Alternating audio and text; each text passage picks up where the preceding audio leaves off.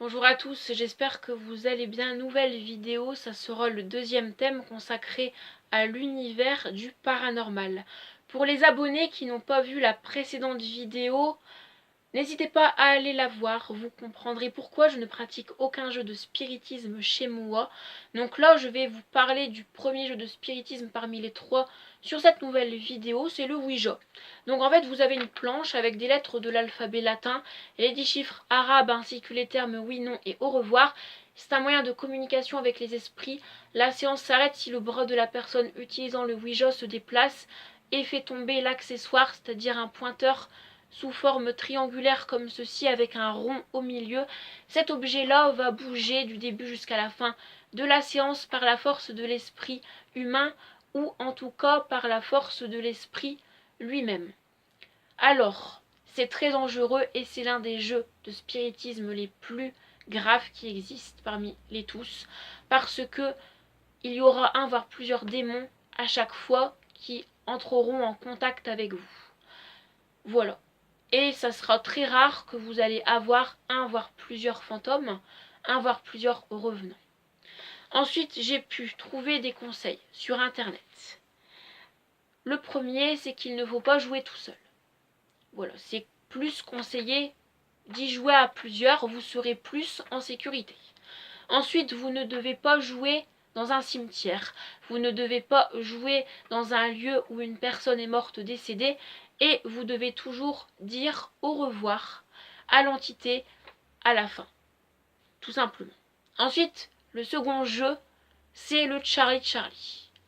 Vous devez utiliser 2 crayons sur feuille papier pour tenter de convoquer un esprit nommé Charlie.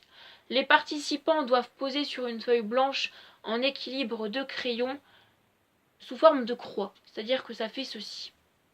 Voilà. Là, vous avez oui, non. Là, vous avez oui et non.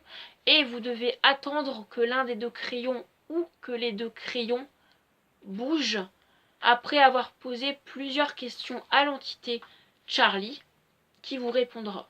C'est un jeu, du coup, qui est conseillé de ne pas y jouer seul, c'est-à-dire d'y jouer à plusieurs pour que vous êtes plus en sécurité également.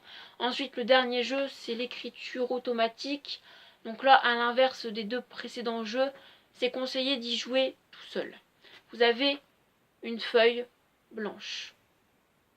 Vous avez un crayon que vous tenez dans votre main, comme ça. Vous devez attendre qu'il se passe des choses.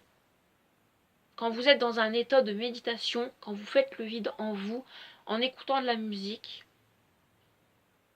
voilà.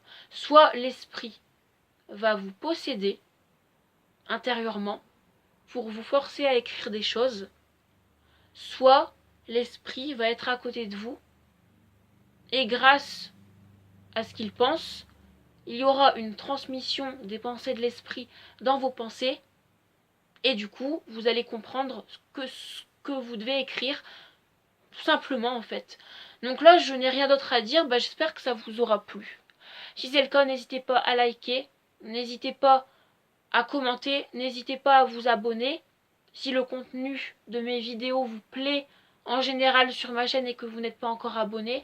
Et n'hésitez pas à activer la cloche pour recevoir toutes mes notifications quand je sors de nouvelles vidéos. Et moi je vous dis à très vite pour de nouvelles vidéos. Allez, ciao ciao. Bye.